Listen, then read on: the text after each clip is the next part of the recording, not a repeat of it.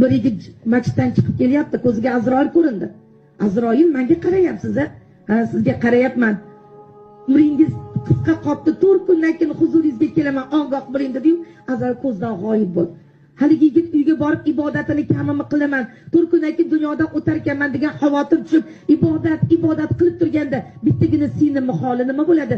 Sinimdan xabar olmasdan ketaman deb ibodatini to'xtatib, sinisini ko'rgani ketdi. Juda uzoqda turar ekan.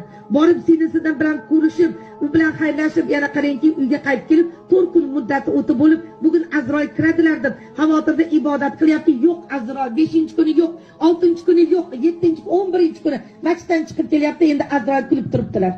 Azroil alayhissalom mana qancha xavotirga qo'yuvdingiz, 4 kunda kelaman dedingiz, bugun 11-kuni deganda 4 kun rizqingiz qoldi desam, nima amal qilding deganda, amal qila olmadim. Bitta sinim bor edi, sinimdan xabar olgani bor edim deganda, o'sha siningdan xabar olganing uchun, siningga oqibat qilganing uchun Alloh ham senga oqibat qilib 40 yil umr berdi, 40 yil rizq berdi. Yana 40 yil yashaysan degan xabarni aytib ketgan ekan, azizlar.